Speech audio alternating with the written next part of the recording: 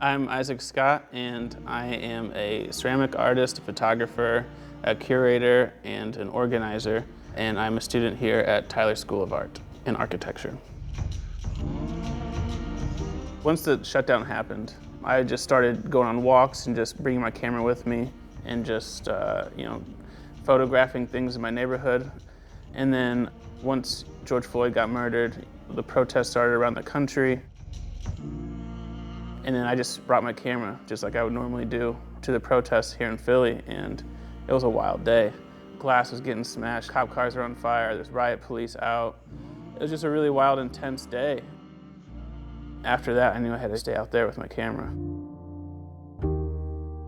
And now everyone's saying the police is supposed to protect themselves, right? Right. How are we supposed to trust them? How are we supposed to trust the police when they're killing men in their backs, when they're trying to sell a dirt bike? How are we supposed to trust them? How? How old are you, little man? I'm 11 years old.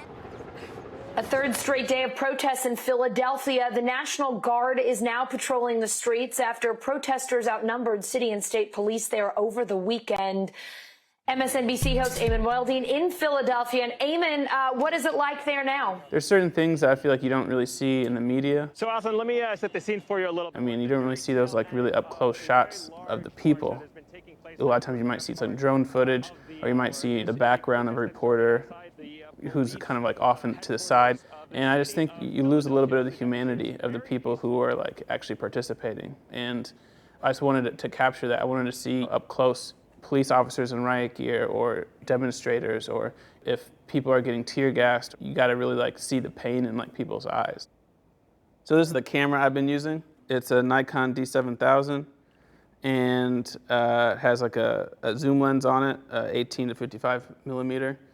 Yeah, I don't really know what else to say about it. That's not even a very powerful zoom. No. So you're getting really close to Oh yeah, so I have to get like real close.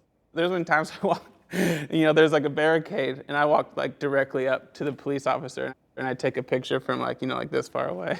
Or like military people, they got rifles and stuff. Yeah, it's kind of tense. One time, it was like on the first day of protests, and there's these police in riot gear. They came charging into a crowd, and I was standing right in front of them. And then people started yelling white bodies to the front. And these little white young women just came right in front of me and started like linking arms. And, they stopped the police in their tracks. And it was like a really wild moment, because I was like, these guys are about to just charge right into me with their clubs and everything. And one of those shots actually ended up in the New Yorker. It was a really crazy experience, that it went from them calling me, I think it was like on a Wednesday, and then like the following Monday, the piece came out in the New Yorker. I don't think it's completely sunk in yet. I think it's really important for us, as people in the movement, to be telling our own stories right now and not allow other people to control the narrative. Because when history looks back on us, we definitely want to make sure it's told accurately. And we want our voices not to just be heard now, but to be told to generations after us. I've been to as many protests as I can get to. And sometimes the media isn't there. Sometimes there's these smaller events that happen that, the media doesn't really cover. I'm really trying to present people in kind of this monumental way. I take a lot of like low angle shots to make people seem like, big, important. And even if there's only like 20 people at a protest, I want to present it as if it's like this monumental event, so that these actions, these events are given the respect and space that they deserve.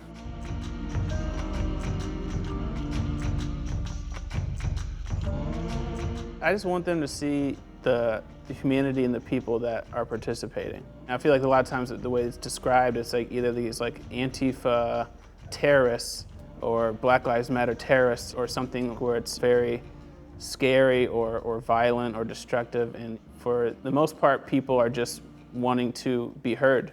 There's just people who have been harmed by the status quo, and so we have to change. And I hope my photos, help people see that.